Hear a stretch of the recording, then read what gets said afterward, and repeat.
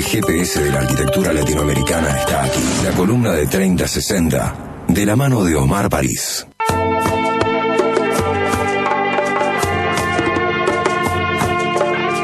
¿Qué tal, Omar? ¿Cómo estás? Hola, ¿qué tal? Buenas noches. Hola, Omar. Bueno, hoy se va a poner más difícil para dibujar. ¿No?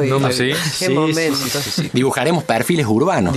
Dibujaremos perfiles urbanos, sí, skylines, digamos. ¿Cómo se viene la columna de 3060? La columna de 3060 se viene hoy para pensar y para conversar un poco sobre la ciudad, sobre la forma urbana de la ciudad, sobre cuál es la forma que tenemos en la ciudad. Por ahí viene la mano. Porque siempre como arquitectos hablamos de que diseñamos...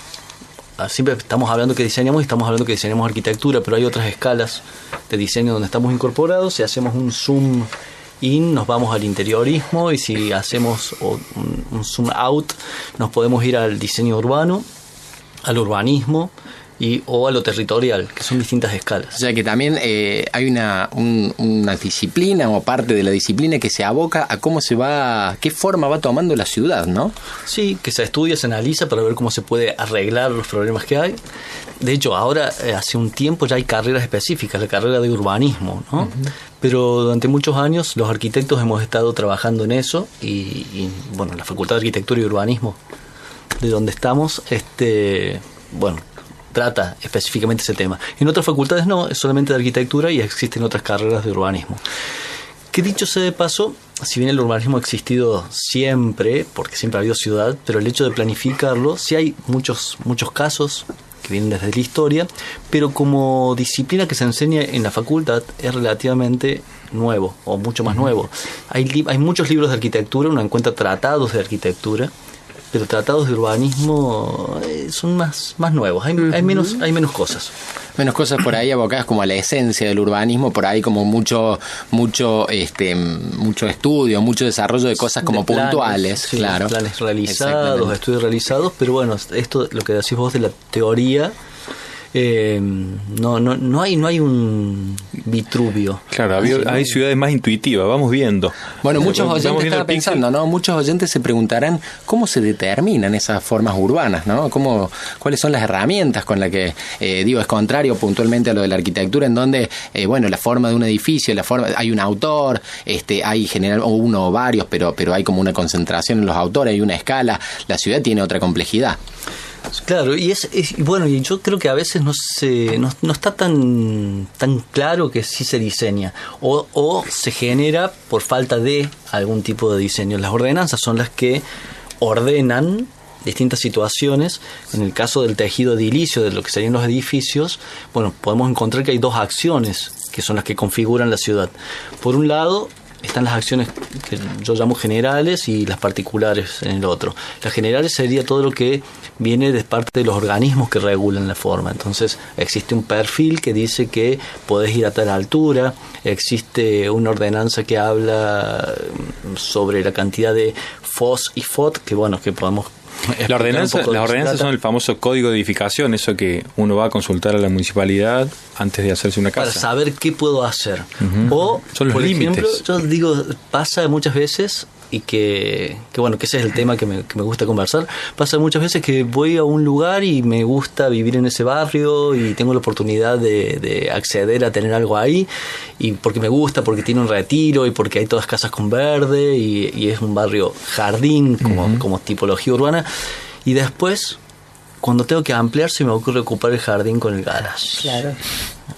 Como una cosa rara, ¿no? Es decir, por un lado busco una cosa y por otro lado después con la acción particular es como que, ¿cómo sería? Como decía mi abuela, con el codo borro lo que escribió con la mano, una cosa así. No sé. Claro. Entonces me gustaba vivir en ese barrio, pero de repente, como me conviene o me queda cómodo, ampliar el garage y no tengo, y no sé, ahora tengo un auto más, no sé, lo que fuera, le pido al arquitecto, o no le pido a nadie, que ampliemos, pero para el frente, y le quito a esa calle que se está configurando por la sumatoria de todas estas otras casas que tienen un retiro, o no, o que está en el frente, ¿no? Es decir, puede ser cualquier configuración, pero lo que es el tema es que se está configurando una calle, ¿no? Como una unidad, que puede ser homogénea o heterogénea, como sea, pero sí hay algo que la está definiendo, y que por eso es interesante seguir las ordenanzas, no para ser un ñoño, pero sí hay que seguirlas porque es como una vivimos especie todos juntos. Que es un consenso, un acuerdo que se hace previo como para que las cosas se vean de tal forma. Y además es una norma, claro, y justamente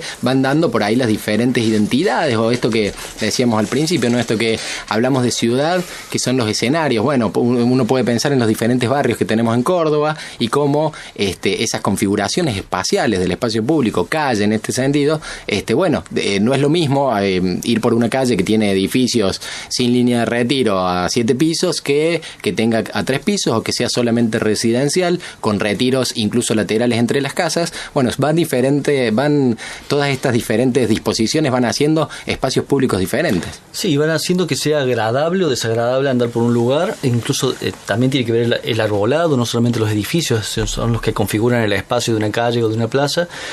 Pero bueno, todo eso está pensado, eso es lo que quiero decir. Quizás puede ser un error en algún caso y se puede constatar que ha sido un error, pero sí, estaba pensado que las alturas iban a ser 36 metros y que quizás lo que no se pensó es que no iba a entrar nunca el sol después, por dar un ejemplo, o que iban a colapsar las cloacas. O que iban a colapsar las cloacas también, claro. La infraestructura se pensó está desde un lugar y no desde otro. Se pensó para que creciera, para que albergara más población, para que concentrara y fuera más compacta. Pero bueno, por otro lado está en esto que vos decís, es decir, que esté la infraestructura adecuada para que todo eso, es decir, espacio público, cloaca, al igual luz. Que otro factor que determina estas disposiciones, la misma torre, también el otro factor son los usos que terminan dándose, ¿no? Seguramente la oferta comercial o la oferta cultural que hay en estos lugares, como por ejemplo Nueva Córdoba, los barrios que tienen edificios y esta cosa, bueno, también repercute directamente en todos los aspectos que hacen a la vida urbana. Sí, y bueno, convivir con la norma hace que podamos estar en una ciudad donde se busca tener una idea en común. Es decir, quien diseña la ordenanza, la gente que está trabajando, que trabaja revisándolas o diseñándolas, tiene una idea de lo que cree que es el futuro para la ciudad, que habrá que revisarla, habrá que tener todos los mecanismos. Porque es algo dinámico, es algo claro, sí, tampoco puede ser que, en nuestro caso es mucho más dinámico que quizás en las ciudades europeas, que son mucho más estáticas y que logran como conformarse y amalgamarse absolutamente todos los años y los tiempos que van pasando con un alto grado de homogeneidad, ¿no? Claro, no es lo mismo, es cierto, un código de edificación en París que en Córdoba. En Córdoba generalmente pasa esto de que la excepción pasa a ser la generalidad y allá todo lo contrario. Tenemos muchas ordenanzas que se van modificando y van cambiando y se va adaptando ese código, para hacer una comparación. Sí, sobre todo por la pugna, ¿no? De esas líneas, cómo se va modificando y las densidades, tal vez en barrios más tradicionales nuestros, que a veces no sobreviven a los cimbronazos de la tensión justamente por la desinficación y por demoler edificios en los cuales los europeos son, me parece, más inteligentes en el sentido de mantener tejidos homogéneos y que pertenecen a otra parte histórica de sus propias idiosincrasias y de sus pueblos, como tener pantallazos de referencia de cada una de sus etapas, ¿no? De crecimiento. Por lo menos lo ves en muchos países en que vos podés ver áreas completas de determinadas épocas, desde, partes góticas, partes barrocas y demás, hasta llegar a emblemas posmodernos de primera mano, pero que están en amalgama o no en detrimento de aquellas, de los otros. Sí, claro, la cuestión por ahí del patrimonio es una de las cosas que subyace, y también yo quería destacar que viene en los últimos tiempos también, y respecto a este tema, es como que hay cierto impulso a dar mayor participación a la ciudadanía, por lo menos en algunos casos, respecto de estas decisiones que se toman generalmente desde la administración pública. Sí, y las ciudades nos van reflejando, ¿no? Es decir, uno podría leer y acompañado con especialistas leer lo que va significando la forma de la ciudad, que por ahí uno puede pensar, estás hablando de forma y es solamente la forma y parece que fuera algo superficial. En realidad lo que está es manifestando una serie de encuentros y de pulsos que hay entre distintos intereses y tiempos, ¿no?, que se van armando. Admiramos cuando vamos a ver una ciudad europea y decimos qué hermoso esto. Es una obra de arte. Una obra de arte, qué sé yo, ¿verdad? Y cuando tenemos nuestra casa o alguien tiene una casa que justo se le han declarado patrimonio, es decir, le da una bronca bárbara porque entonces no puede edificar y entonces se siente que está restringido. Es decir, y ahí está, es decir, recién hablamos de patrimonio, es decir, una ordenanza que es fuerte en patrimonio va a dar como resultado una ciudad que la vamos a ver llena de edificios patrimoniales. Hay que discutir qué es patrimonio, hay que discutir hasta cuándo entra patrimonio. Acá se está trabajando ahora mucho en incorporar en patrimonio las obras del siglo XX, hasta primera mitad del siglo XX, que antes no estaba considerada, es decir, solamente estábamos considerando que el patrimonio era lo que estaba más viejo, digamos, claro. Y esto que es relativamente nuevo no estaba considerado, sin embargo son importantes obras de arquitectura que van conformando, en nuestro caso, al tener algunas cosas más viejas y otras cosas más nuevas, una imagen bien heterogénea. Uh-huh. Qué tema que has traído hoy, Omar.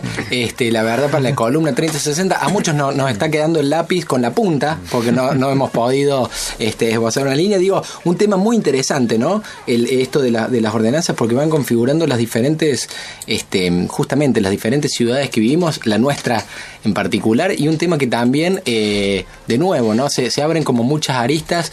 Apareció lo del patrimonio, aparece de cómo se van dando, aparece esto de la sucesión. Me acuerdo en algún momento que hablamos con el Flaco Irós, quien es uno de los artífices de la ordenanza, que prácticamente fue la que configuró mucho de la forma urbana de Córdoba, y una de las cosas que él nos planteaba en algún momento, recuerdo haberlo encontrado en la presentación de la revista de la Regional R1 del Colegio de Arquitectos del año pasado, que con la intención de armar la entrevista para compartirla aquí, hablamos, y él siempre hacía referencia a que la ordenanza de la cual él había participado como uno de los miembros más importantes del equipo requería una revisión mucho más profunda y de algún modo también como más en menor tiempo, ¿no? Como no dejarla tanto tiempo actuar respecto a la dinámica urbana. Lo mismo que él había propuesto. Exactamente, claro. exactamente. Claro, y los mecanismos de control visto también. Unos 15 o 20 años después, decir, claro, esta ordenanza sí tiene sus aciertos, tiene sus desaciertos. Él siempre manifiesta que lo que había anteriormente era bastante caótico, el índice 7, o sea, poder construir 7 veces prácticamente en toda Córdoba. Pero bueno, él hacía mucha mención a esto de que es algo que se tendría que revisar cada 5 años mínimo, porque las dinámicas urbanas también van cambiando. Porque sé que estamos con el tiempo justo, sí, pero nombraste índice 7 y yo en lo personal, y lo dejo planteado, que por ahí lo continuamos en la próxima columna. Para mí, no trabajar con el índice 7, restringido para algunas áreas, hemos perdido una oportunidad de trabajar sobre una imagen heterogénea que es coherente con nuestra conformación como sociedad. Una bomba. Estás tirando una bomba que me imagino mi GPS. El índice 7. Yo uno confía en que era un tipo de los magios, o era algún tipo de orden, o era el índice 7 que era un FOT 7. Sí, exacto. Bien. 7 veces la superficie del terreno es lo que se puede construir. Eso en algún caso llegó al para 9. todo. Eso era previo. Había limitaciones tecnológicas. Bueno, queda esto, me imagino que no vamos a retomar. Bomba, abandonando su rol de GPS, porque el GPS generalmente te lleva a un camino más o menos seguro. Acá tiró una tangente que nos trajo incertidumbre. Va a haber que hablar. Nos queda más arquitectos al aire. Se viene el bloque de la Regional 1. Omar, muy interesante. Supongo, me imagino muchos oyentes pensando, por lo menos nosotros se nos ve reflexivos. Bueno, será hasta dentro de 15 días. Muchas gracias y nos vemos en 15 días. Nos escuchamos. Gracias, Omar. Gracias. Gracias, Omar. Gracias.